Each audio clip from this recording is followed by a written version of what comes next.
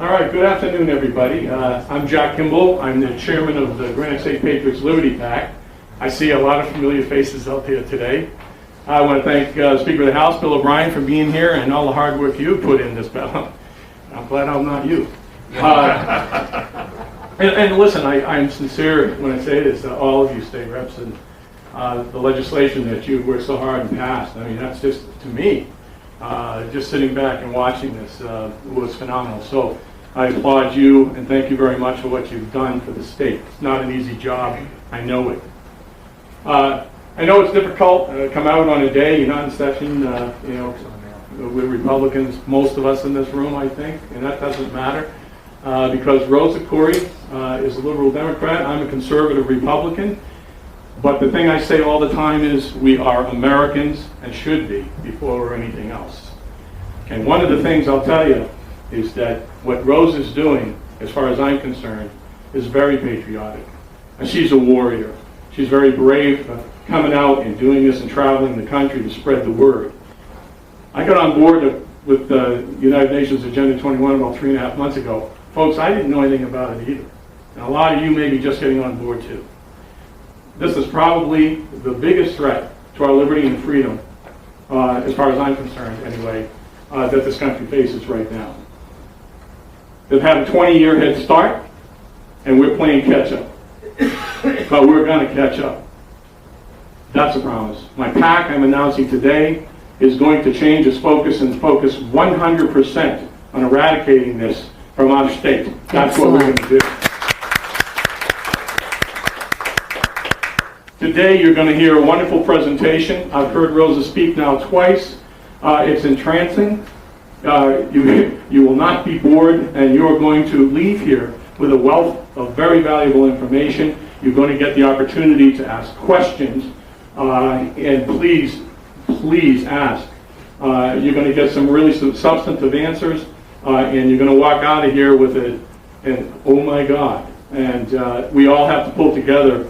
It doesn't matter. This runs the gamut. Republicans, Democrats, Independents. There's no party lines here. Rosa, she's an ASA, is a forensic commercial real estate appraiser specializing in eminent domain valuation. Her nearly 30 years of experience analyzing land use and property value enabled her to recognize the planning revolution sweeping the nation. While fighting to stop a huge redevelopment project in her city, she researched the corporate, political, and financial interests behind it and found United Nations Agenda 21. Rosa speaks across the nation, and she's a regular blogger on her website, DemocratsAgainstUNAgenda21.com. Please, nice round of applause for Rosa Koire. Thank you, Jack. Here we go. Here I come.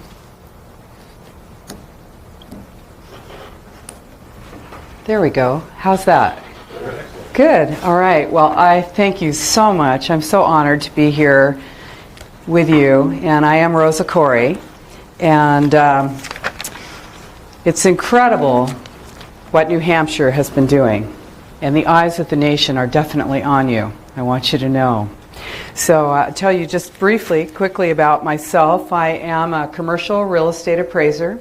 My specialty is eminent domain valuation. And for 30 years, I've been playing like Jimi Hendrix. I hope that doesn't happen again. But for 30 years, I've worked for the California Department of Transportation. I'm a district branch chief, and I've just retired. I'm a litigation support person and an expert witness in land use and property valuation. And those years of analysis and litigation support prepared me for recognizing the planning revolution that was sweeping the nation, that I first noticed back in 2002. And in researching that, as well as in fighting a huge fraudulent redevelopment project in my city, where I was actually elected to the project area committee, and from sitting on that committee and doing research, I found that the whole project was fraudulent, and it's a long deal, but through researching that, I found the issues behind it, and they led to United Nations Agenda 21 Sustainable Development, Like one of your members said in his testimony in regards to House Bill 1634, I was a skeptic, and as well you should be. But in doing the research, I found that this really wasn't something that was a conspiracy theory. It's not a conspiracy theory, it's a conspiracy fact. And this information is fully documented. Everything that I'm going to be talking about today is a fact. And if I'm speculating or I'm giving my opinion on something, I'll tell you. Otherwise, everything I'm talking about is fully documented. So I know that as Americans, you're going to find yourselves deeply at odds with and completely concerned by the agenda for the 21st century. And that is what it's called by the United Nations and the world. It's not Catch-22, it's not Area 51, it's Agenda 21 because it is the agenda for the 21st century. That is what it's called by the United Nations.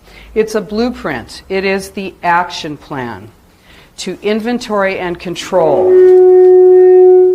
all land, all water, all minerals, all plants, all animals, all construction, all information, all energy, all means of production, and all human beings in the world. It is a totally comprehensive plan. Yes, it's we'll just do what we can with the fabulous technology of our 21st century here. It is a transition from representative government. Now this is serious. It's a transition from representative government to government by unelected boards and commissions. It is truly an erection of a shadow government, of another layer of government, of a parallel government. This is what it is. It is an erasure of jurisdictional boundaries. It is a loss of private property rights, a loss of sovereignty, both personal, physical sovereignty, and physical sovereignty in terms of our nation. And it's a loss of our freedom. So of course we're going to be concerned about this, all of us, not just as Americans, but as free human beings. Agenda 21 Sustainable Development was signed onto by 179 nations, including the United States, in 1992 in Rio de Janeiro, Brazil, at the Earth Summit, the United Nations Earth Summit. George H.W. Bush committed the United States to implementing sustainable development, and it has been supported by every president ever since. It's a global plan, but it's implemented locally. Now you know that just the day before yesterday was the end of the 20th anniversary of the Rio de Janeiro Earth Summit. They had it again in Rio, and of course you're seeing that if you read the papers, they'll say it was a total failure, that they didn't get what they wanted. This is really not true. This has been a very successful program. It is global, but it's implemented locally, and you will see it locally. It is not called Agenda 21. And that's how when you go, when you're questioning your staff or your planners or your regional planning commission, and they say, I don't know what you're talking about. I've never heard of Agenda 21. Or lately what we're hearing is, oh, that Agenda 21. Oh, there's nothing wrong with that. That's that dusty old 20-year-old plan that has no teeth, it's non-binding, and it's nothing to worry about. That is a lie. This plan is implemented in the United States. It is the biggest public relations scam in the history of the world. But it's far more than that. The agenda for the 21st century is a recipe for destruction. It enables and justifies monitoring and metering and restricting our energy and water usage through smart meters, instituting a carbon tax on industry, pulverizing our roads and destroying our dams, sinking our economy,